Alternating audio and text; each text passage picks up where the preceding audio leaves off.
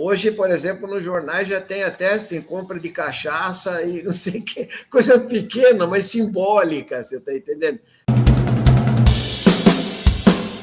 Bom, deixa eu te falar uma coisa. Eu acho que o país deve te agradecer por muitas coisas, A mais recente delas é o fato de que tudo que a gente está sabendo agora em relação ao tal cartão corporativo do Jair Bolsonaro deve-se a você, deve-se a esse requerimento que você fez lá em 2019, né, de pedido de informações sobre o cartão corporativo. Pois é, gente, tudo que vocês estão vendo na imprensa atualmente, essa história das padarias, das viagens da Michelle, tatuar, tudo é por conta desse requerimento que o Ivan Valente apresentou lá em 2019. Conta essa história para nós, Ivan.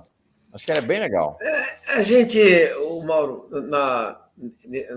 no governo Bolsonaro, em todos os governos, a gente adotou uma máxima do que é um partido de oposição e um parlamentar de oposição, que é a fiscalização rigorosa, passar a lente próxima das ações do executivo. E aí, nós lançamos tantos requerimentos de informação, você sabe que eu fui o deputado que mais fez requerimentos de informação, via Congresso e via LAI, Lei de Acesso à Informação. E foi muito positivo, porque todo dia acontece alguma coisa que o pessoal vai lá no arquivo e traz. Então, você estava se referindo agora à questão do cartão corporativo, né? Isso.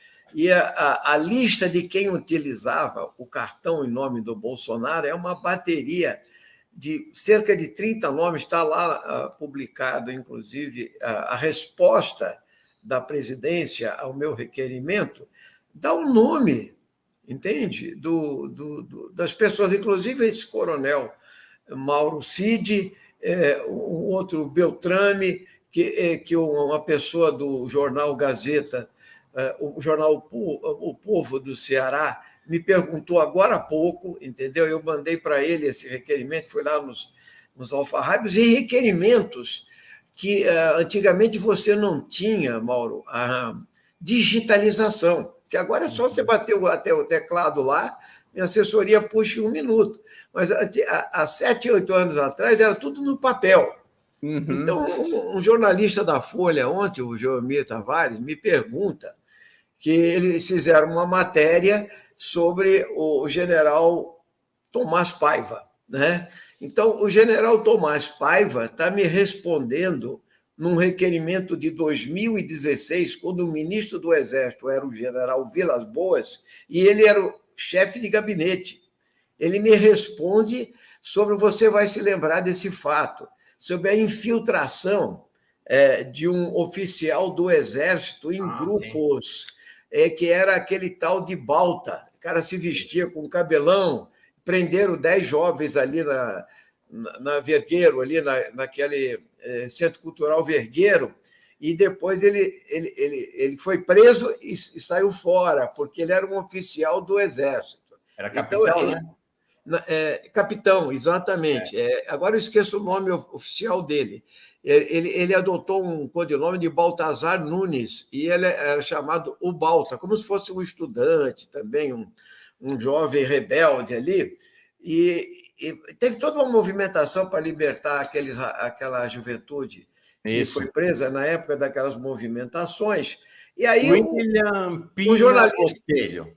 O jornalista me perguntava... O nome dele é William Pina Botelho. Isso, William Pina Botelho. Inclusive, foi premiado, né? Promovido a major. Promovido, exatamente. Foi promovido depois e foi muito bem protegido pelo Exército.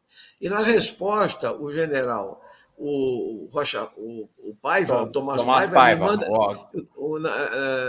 Na época, não sei qual era a graduação dele, o ajudante de ordens, né, que ele era do Vilas Boas, em 16, ele me manda dizendo o seguinte, que não havia espionagem, havia um monitoramento natural. Então, voltando para a questão do cartão corporativo, Ivan. Sim. Então, você lá atrás, você faz o requerimento. Quando é que você recebe as informações? Geralmente você recebe ali na época a gente usava mais o requerimento de informação da Câmara dos Deputados. Então você tem um mês, entendeu? Ele passa pela Secretaria-Geral da Mesa, a mesa envia ao Ministério e o Ministério devolve a resposta. E aí é constitucional, ele tem que responder em um mês, entende? Ou se justificar, porque se ele não responder é crime de responsabilidade.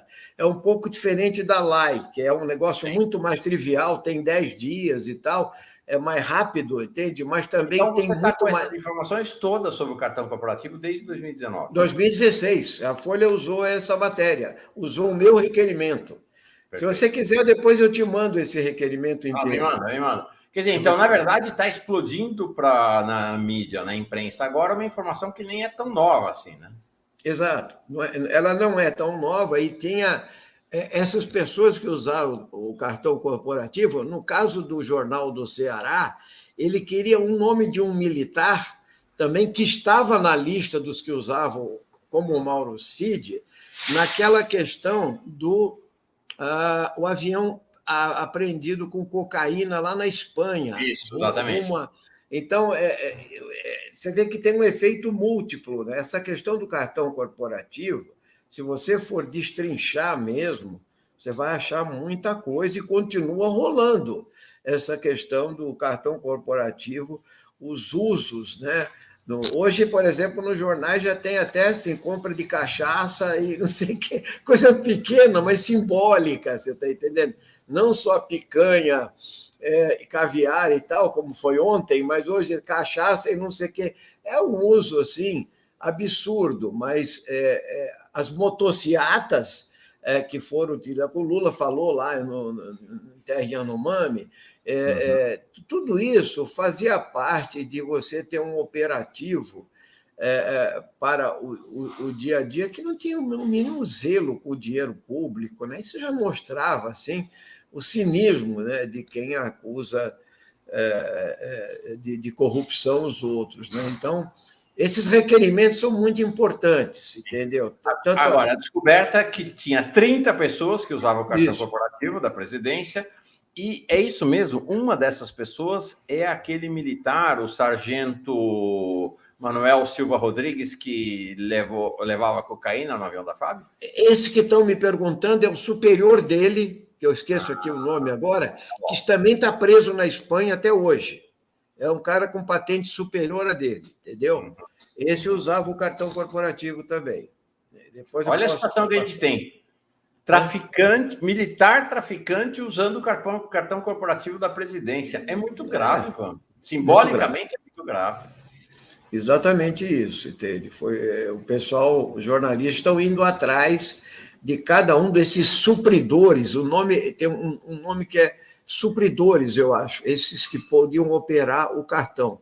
Mas o Mauro Cid, em particular, ele era um que operava essa questão dos cartões em quartéis, em outras, não só em Brasília, mas em outros locais também. Ou seja, gente que podia sacar, transferir em dinheiro em espécie também. É isso que eu ia falar. O Mauro Cid, até a minha reportagem no domingo, falou o seguinte: ele foi o Queiroz federal do Bolsonaro. Exatamente. É exatamente o mesmo esquema que o Queiroz tinha lá na Assembleia Legislativa. É importante dizer o seguinte: o Queiroz ficou muito conhecido por conta do papel dele no gabinete do Flávio Bolsonaro na Assembleia Legislativa. Mas ele exercia o mesmo papel no gabinete do Bolsonaro na Câmara dos Deputados, como deputado federal.